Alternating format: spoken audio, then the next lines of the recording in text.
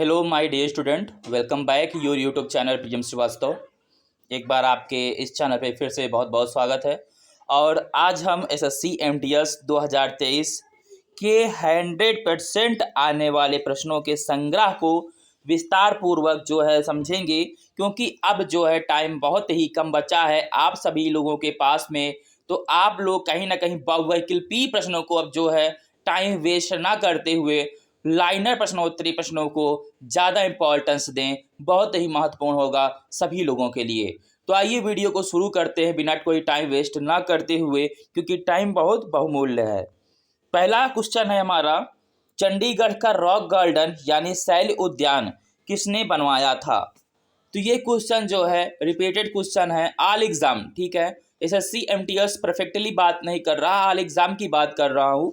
इसमें है नेकचंद्र। जो चंडीगढ़ का रॉक गार्डन है उसे नेकचंद्र जी ने बनवाया था। नेक्स्ट क्वेश्चन है, और हाँ, किसी को अगर किसी का भी क्वेश्चन अलग से पूछना हो तो आप हमें कमेंट में कर सकते हो, उसका रिप्लाई 100% आपको जाएगा, ठीक है। भारत का सर्वोच्च पुरस्कार है, तो भारत का जो सर्वोच्च पुरस्कार है वो तो भारत रत्न है, ठीक है। देखिए, अगर आप एसएससी एमटीएस की तैयारी कर रहे हो, ये जो क्वेश्चंस हैं, भारत का सर्वोच्च पुरस्कार हो गया, ठीक है, विजेंद्र, ठीक है, आप देख सकते हो आपकी स्क्रीन के सामने ऐसे ऐसे क्वेश्चन आपको फिलहाल आते होंगे। लेकिन एक बात बता दूं, ऐसे क्वेश्चन आते 100% है। अगर आप सोच रहे हो ऐसे छोटे छोटे क्वेश्चन नहीं आएंगे, तो ये 100% आएंगे, इसकी आप गारंटी लिख लो। क्योंकि एक तो नहीं, 100% की बात नहीं कर रहा, लेकिन जो है 25 में 100% 5 क्वेश्चन ऐसे आएंगे जो इसी में से रिलेट करेंगे। तो आप पूरे क्वेश्चन को ध्यान से देख लो, उसके बाद में नेक्स्ट देखना, ठीक है। तीसरा है, भारतीय सेना में विजयंत नाम है। तो जो विजयंत नाम है भारतीय सेना के अंतर्गत, वो है एक टैंक का, यानी एक टैंक है जिसका नाम है विजयंत। अब एसएससी एमटीएस में आप लोग पूछोगे सेना की जैसी बातें कहाँ से आ गई, तो ऐसा कुछ भी नहीं है, क्योंकि जीके है तो कहीं से भी आ सकता है, जनरल नॉलेज की चीज़ें है ना। चौथा है, शरीर के किस अंग में यूरिया बनता है? ठीक है, तो वो है लीवर, यानी लीवर में जो है हमारा यूरिया बनता है, ठीक है। नेक्स्ट है पांचवा, किसके नेतृत्व में 1776 में अमेरिका को स्वतंत्रता प्राप्त हुई? यानी अमेरिका भी जो है स्वतंत्र नहीं था, ठीक है, किसी का गुलाम था, किसी के अधीन था। तो ये है जॉर्ज वाशिंगटन। जॉर्ज वाशिंगटन के नेतृत्व में 1776 में अमेरिका को जो है स्वतंत्रता प्राप्त हुई थी। जैसे अपने यहाँ बहुत से लोगों ने बलिदान दिया, उसके बाद स्वतंत्रता प्राप्त हुई। फिलहाल वहाँ पे इनका मुख्य विशेषता जैसे अपने यहाँ गांधी जी का रहा है, तो वैसे वहाँ पे जॉर्ज वाशिंगटन का था। फिलहाल पीछे का कोई नहीं देखता, जो मुख्य लीडर होता है, मेजर होता है, उसी को लोग देखते हैं ना। छठवा है, भारत का कौन सा शहर गुलाबी नगरी के नाम से जाना जाता है? तो वो है जयपुर। कौन सा है? जयपुर है ना। सातवां देखेंगे, विश्व का सबसे बड़ा देश कौन सा है? ठीक है, सबसे बड़ा देश पूछा है, अब क्षेत्रफल नहीं दिया, न संख्या दी है, तो इसमें क्या करेंगे, सीधी सी बात है, रूस को कर देंगे क्लिक। चाहे भारत हो विकल्प में, चाहे चीन हो, ठीक है, लेकिन विश्व का सबसे बड़ा देश कौन सा है? तो आप रूस को ही करेंगे, ठीक है। नेक्स्ट क्वेश्चन देखेंगे, संसार का सबसे बड़ा फूल कौन सा है? ठीक है, अब ये क्वेश्चन को श्योरिटी नहीं कह सकता, आएगा ही आएगा, लेकिन क्वेश्चन इंपॉर्टेंट था, आने की संभावनाएं थी, तो पुटअप कर लिया गया है। वो है रेफलेसिया, ठीक है, रेफलेसिया जो है संसार का सबसे बड़ा फूल है, ठीक है। नौवां है, बायोगैस का प्रमुख अवयव। ये क्वेश्चन महत्वपूर्ण है, क्योंकि जीके के अंतर्गत भी आ सकता है, विज्ञान के भी ध्यान देना, विज्ञान और कंप्यूटर कि बहुत सारी ऐसी चीज़ें हैं जो जनरल नॉलेज यानी जीके के अंतर्गत आती है, तो आप इनको भी कवर करके चलें। और कंप्यूटर के 100% 2-3 क्वेश्चन, और विज्ञान से यानी फिजिक्स से रिलेटेड 1-2 क्वेश्चन 100% आने वाले हैं, ठीक। तो वो है मीथेन। बायोगैस का जो प्रमुख अवयव है वो क्या है? मीथेन गैस है ना। चलिए नेक्स्ट क्वेश्चन देखेंगे, सिख धर्म के संस्थापक कौन थे? क्वेश्चन छोटा है लेकिन दम बहुत है, 100% आने की उम्मीद है। वो है गुरु नानक देव। छोटे छोटे क्वेश्चनों को अनदेखा ना करें, क्योंकि यही जो है फिर अगर आपको अनदेखा कर देंगे तो आप जो है नीचे चले जाओगे। 11वां नंबर है, मुख्य चुनाव आयुक्त की नियुक्ति कौन करता है? अब देखिए, ये क्वेश्चन बहुत इंपॉर्टेंट है कि मुख्य चुनाव की आयुक्ति कौन करता है? तो वो राष्ट्रपति करता है। कौन करता है? राष्ट्रपति। और अगर आप एसएससी एमटीएस की तैयारी कर रहे हो तो आपको पता ही होगा करंट में हमारे यहाँ राष्ट्रपति कौन है, तो बता दीजिए कमेंट में फटाफट से, तो करंट में राष्ट्रपति कौन है, ठीक है। अगर नहीं भी पता तो आप कमेंट देख लो, पता चल जाएगा ना। चलिए 12 नंबर देखेंगे, कंचनगंगा पर्वत शिखर कहाँ स्थित है। कौन सी कंचनगंगा पर्वत शिखर कहाँ स्थित है, तो वो है सिक्किम में। कहाँ पे है फ्रेंड्स, सिक्किम में। ये क्वेश्चन कहीं ना कहीं अति महत्वपूर्ण तो नहीं है लेकिन बहुत महत्वपूर्ण है, ठीक है, तो आप इसको ध्यान में रख के चलिएगा। 13 नंबर क्वेश्चन है, भारतीय राष्ट्रीय कांग्रेस के संस्थापक कौन थे। ये क्वेश्चन अति महत्वपूर्ण है। क्या है ये क्वेश्चन, अति महत्वपूर्ण है, तो इसे ध्यान से देख लेना और दिमाग में बैठा लेना। वो थे A.O. ह्यूम। कौन थे, ध्यान देना, नाम थोड़ा डिफिकल्ट है, वो है A.O. ह्यूम, ठीक है। और नेक्स्ट है हमारा 14 नंबर पे, नील नदी के किनारे कौन सी सभ्यता का विकास हुआ था। क्वेश्चन कॉमन है लेकिन जो इसका राइट एंगल है, जैसे बोल सकते हैं आने की प्रक्रिया, वो बहुत ही नॉर्मल नहीं है, क्योंकि ये क्वेश्चन ग्रुप डी और ग्रुप सी में बहुत ज़्यादा अधिकतर पूछा गया है। तो चांसेस बनते हैं SSC MTS में पूछने के। आपको क्या करना, कोई कंफर्म तो है नहीं कौन सा क्वेश्चन आ जाएगा, लेकिन आपको केवल माइंडसेट में बैठा के रखना है, केवल इसको समझ के रखना है कि जो मिस्र सभ्यता है, ठीक है मैं बता देता हूँ, मिस्र सभ्यता है, तो आपको केवल समझ के रखना है, माइंड में रहना चाहिए। अगर विकल्प में आता है तो 100%, मान लो भी 1 महीने केवल बचे हैं, तो अगर अब आप इसकी तैयारी चालू कर रहे हो तो आपको क्या करने की ज़रूरत है, आपको याद करने की ज़रूरत नहीं है, आपको केवल और केवल इसको जो है फोकस करने की ज़रूरत है, क्योंकि माइंडसेट में बैठा लीजिएगा तो जैसे ही आएगा आप समझ जाओगे कि ये वाला विकल्प हमारा राइट है, ठीक है। चलिए नेक्स्ट है 15 नंबर, प्रोटीन के सबसे अधिक स्रोत पाया जाता है, ठीक है, किसका, प्रोटीन के सबसे अधिक स्रोत पाया जाता है, वो है सोयाबीन में, ठीक है। सोयाबीन में जो है प्रोटीन का सबसे अधिक स्रोत पाया जाता है। ये बहुत ही कॉमन क्वेश्चन है और कॉमन के अलावा आने वाला भी क्वेश्चन है ना। 16 नंबर देखेंगे, ध्वनि की चाल अधिकतम किसमें होती है। देखिए फिजिक्स से रिलेटेड भी 100% 2-3 क्वेश्चन आएंगे। ये कंफर्म नहीं कि कौन सा आएगा, ऐसा नहीं कह सकता, लेकिन फिजिक्स से रिलेटेड जरूर 2-3 क्वेश्चन आएंगे, कंप्यूटर से रिलेटेड 1-2 क्वेश्चन आएंगे। तो आप जो है इनको थोड़ा कॉमन क्वेश्चन को, हाँ हाई नहीं आएंगे लेकिन कॉमन क्वेश्चन जरूर आएंगे। तो वो है स्टील का, क्या है, स्टील का, यानी जो ध्वनि की चाल होती है वो किस में होती है सबसे ज़्यादा अधिकतम, तो स्टील में होती है ना, ठीक है। चलिए नेक्स्ट क्वेश्चन देखेंगे, जैसे कि लाइट का बोल सकते हो आप ना। तो 17 नंबर है, माउंट एवरेस्ट पर चढ़ने वाला प्रथम व्यक्ति कौन था, वो है तेंजिंग नोर्गे। ये जनरल नॉलेज है बट कॉमन है, कोई ज़्यादा खास आने के चांसेस नहीं है, पर इम्पोर्टेंस की नज़रिए से देखे जाए तो SSC MTS कुछ भी पूछ सकता है, तो आप हर चीज़ को कॉमन तरीके से अपने माइंडसेट में रख के चलें। 18 नंबर है, सिनकोना पौधे के किस भाग से कुनैन प्राप्त किया जाता है। अगर बहुत से लोगों को कुनैन नहीं पता तो वो जो है कमेंट में ज़रूर बताएं कि आखिर कुनैन क्या है, ठीक है। अगर आपको नहीं पता तो कुनैन क्या है बताएं, अगर कि कमेंट पता है आपको तो कमेंट में जरूर बताएं कि कुनैन आखिर है क्या, ठीक है। तो वो होता है उसके तने की छाल से, यानी जो सिनकोना पौधा होता है उसके तने की छाल से कुनैन प्राप्त किया जाता है। कुनैन एक प्रकार की क्या है, अगर किसी को पता है तो 100% कमेंट में जरूर बताएं ना। चलिए नेक्स्ट क्वेश्चन देखेंगे, 19 नंबर, भारत के राष्ट्रगान जन गण मन के रचयिता थे, ठीक है। तो अब आप सोचोगे भाई ये तो बहुत कॉमन क्वेश्चन है ना। अभी आपको मैं बता दूं, अभी अग्निवीर में मैंने देखा था और SSC, ठीक है, SSC MTS 2021 में भी ये क्वेश्चन कॉमन बेस पे आया था, बट पूरे 50 क्वेश्चन थे और तब जो है केवल और केवल यही क्वेश्चन जो है एक सस्ता था, उसके बाद सभी जो है हाई क्वालिटी के गए थे ना। तो आप ऐसे क्वेश्चन को मिस नहीं कर सकते, इसको ध्यान में रख के चलेंगे। 20 नंबर है, किस देश में सूची स्तंभ यानी पिरामिड पाए गए हैं, तो वो है मिस्र में। जो पिरामिड है वो कहाँ पाए गए हैं, वो मिस्र में पाए गए हैं। उसके बाद है हमारा 21 नंबर क्वेश्चन, सविनय अवज्ञा आंदोलन कब प्रारंभ हुआ।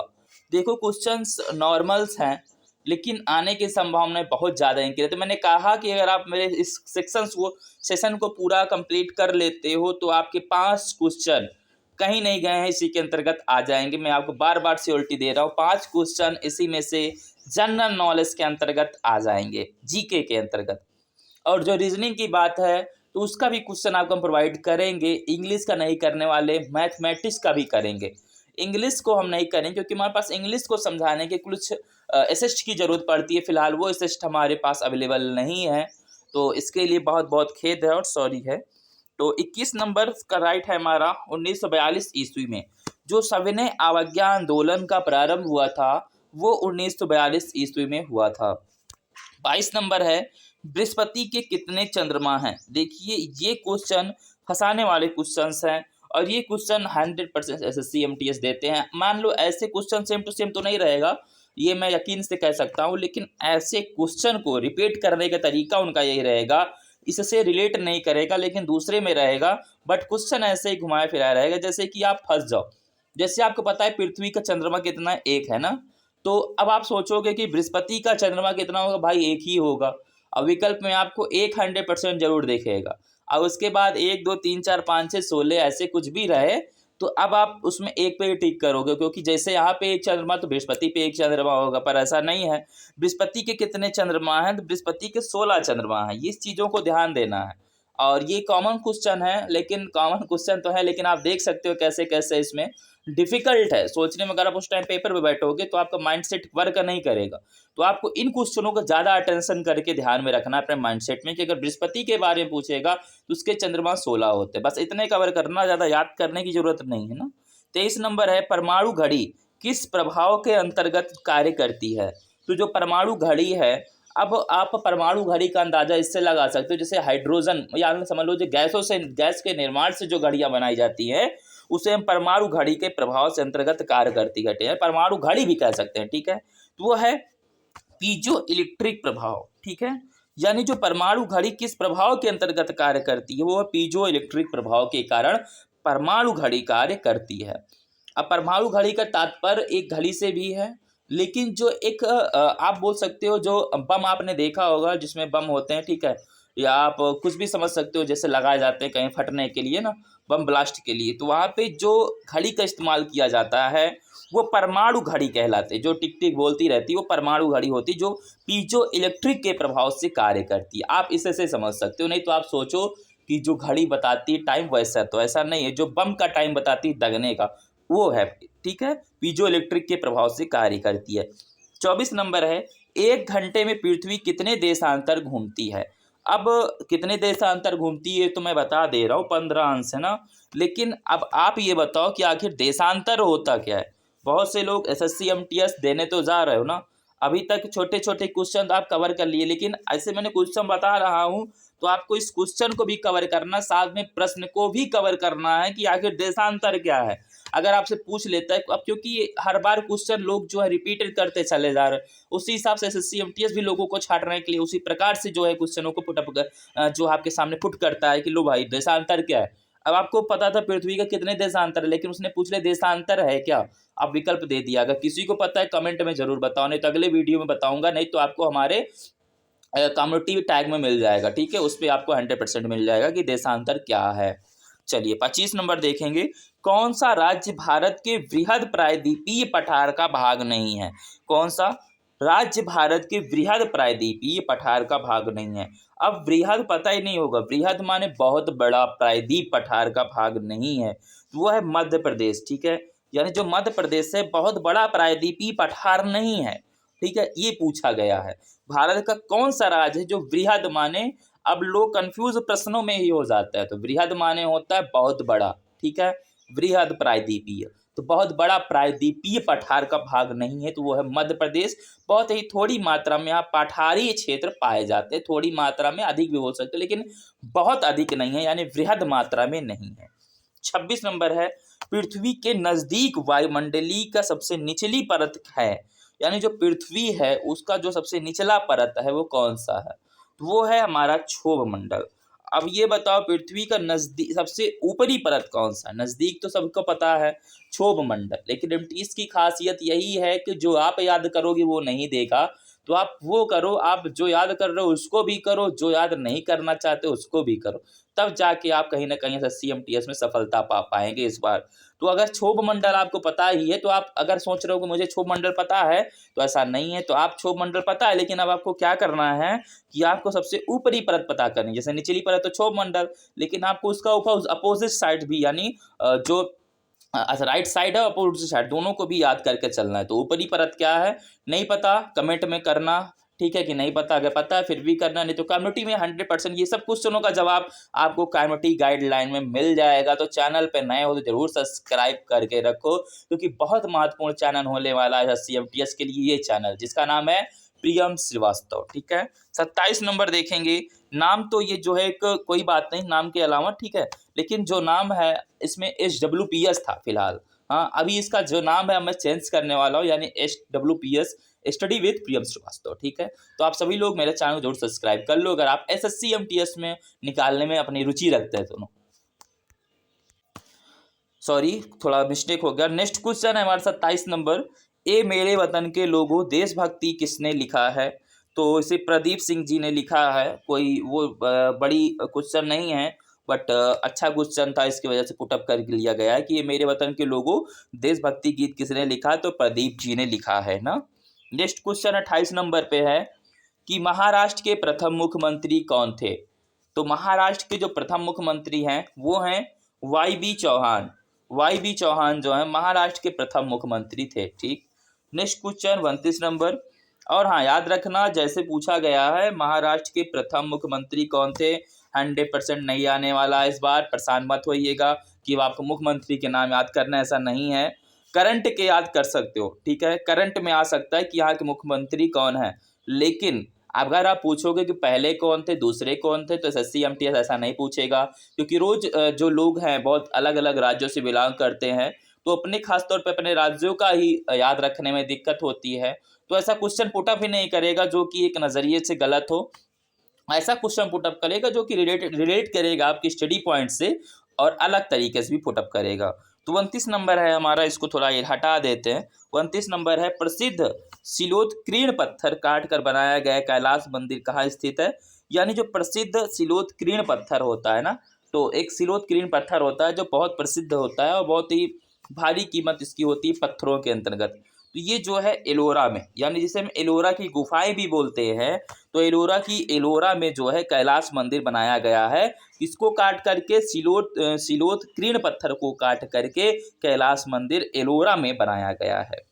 क्वेश्चन खास है कि ध्यान देना। 30 नंबर क्वेश्चन देखेंगे कि मंदिरों की पूर्ण भूमि भारत के किस राज्य को कहा जाता है? तो वो है तमिलनाडु। लोग अगर उत्तर प्रदेश से बिलोंग करते सोचते उत्तर प्रदेश बहुत बड़ी पूर्ण भूमि है, उत्तराखंड से तो सोचते उत्तराखंड बहुत बड़ी पूर्ण भूमि है, गुजरात से हैं तो गुजरात वाले सोचते हैं बहुत बड़ी जो है हमारी जो राज्य है वो बहुत बड़ा मंदिरों का पूर्ण भूमि। ऐसा नहीं है। तो अगर आप अलग नज़रिए से अपने नज़रिए से देखोगे तो आपका राज्य ही रहेगा, बट तमिलनाडु जो है वो मंदिरों की पूर्ण भूमि मानी जाती है। अब मानी जाती है कि नहीं ये नहीं पता, मानी जाती है क्योंकि मैं भी अभी तमिलनाडु गया नहीं हूँ कभी। 31 नंबर है नेफ्ट। ठीक है, नेफ्ट दिया गया है लेकिन इसको इंग्लिश में बोलते हैं नेफ्ट। ठीक है, नेफ्ट हिंदी में और इंग्लिश में नेफ्ट का पूरा नाम क्या है? जिसका नाम है नेशनल इलेक्ट्रॉनिक फंड ट्रांसफ़र। ठीक है, जिसके माध्यम से हम पैसे को ट्रांसफ़र करते हैं, जैसे कि अभी NPCI चल रहा है। ठीक है, NPCI है और UPI है, लेकिन ये है यानी EFT national electronic fund transfer, इसका पूरा नाम है, जो कि भी फिलहाल प्रयोग होता है बैंकों में और ऑनलाइन के माध्यम से भी होता है, जिसमें बिना कोई चार्जेस के कम चार्जेस में हम पैसे को ट्रांसफ़र कर सकते हैं, लेकिन इसमें चार्जेस कटते हैं। वहीं UPI में 1 रुपये का भी चार्ज नहीं कटता। तो आप सभी लोग UPI यूज़ कर रहे होंगे। 32 नंबर है गुरुत्वाकर्षण की खोज किसने की थी? क्वेश्चन फिजिक्स से रिलेट करता है लेकिन आने की संभावनाएं 80% से प्लस रहती हैं इस क्वेश्चन की, तो वो है न्यूटन। 33 नंबर है लेंज का नियम किससे संबंधित है? तो वो है ऊर्जा संरक्षण से।